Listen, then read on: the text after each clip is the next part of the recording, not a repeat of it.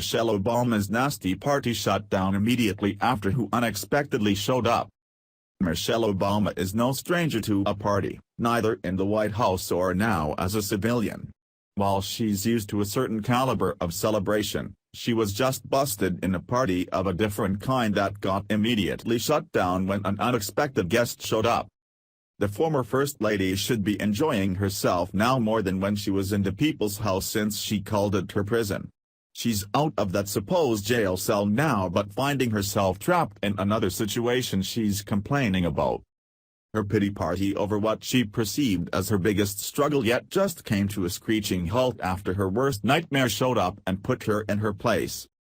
Michelle has enjoyed the limelight for 8 years and undoubtedly all the opportunities that being First Lady offers. These advantages extend far beyond her husband's time in office, as she's now on a perpetual vacation with hordes of security along with her, paid for by Pines, who she feels created a prison-like environment for her in the White House. Rather than recognizing the incredible opportunity and being risen to a place of one of the most powerful women in the U.S. for being given this White House role, she's not done feeling sorry for her. Michelle was recently in Denver, Colorado, where her speech at a fundraising event for Women's Foundation of Colorado turned into a pity party for the former FLOTUS. She was able to get away with this and even received a standing ovation, until the outspoken conservative actor, James Woods, rained on her pity parade. Being pampered for 8 years and beyond with other people's money was apparently a really hard life for Michelle. It comes down to her black skin, which Woods thinks needs to be a little thicker. In a discussion with WFCO President and CEO Lauren Castile, Mrs. Obama said that despite breaking the glass ceiling as the country's first black First Lady, some of the falling glass shards left lasting cuts, The Washington Times reports. The shards that cut me the deepest were the ones that intended to cut, Michelle whined, making specific reference to being called an ape in heels and people talking about the size of backside. Knowing that after 8 years of working really hard for this country, there are still people who won't see me for what I am because of my skin color.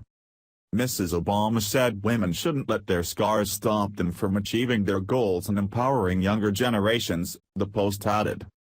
All sympathy for the struggle she was trying to share stopped when Woods got wind of this embarrassing charade.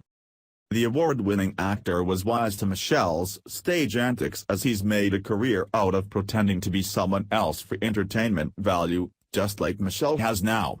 Woods got real in his remarks that may have cut her, but she can't get away with saying such preposterous remarks and not expect reaction. Responding to the tweet commenting on Mrs. Obama's horrific struggles as First Lady, Woods didn't withhold back with his savage comeback. Michelle's attitude about struggles is the result of not ever taking the time to think outside yourself and appreciate all you have in life. Perhaps real struggle is what she needs to experience, like the people who she claims to be an advocate for are dealing with. Rather than complaining that she deals with so much for being black, she should see that she's blessed beyond measure, even more than most whites, with what she has.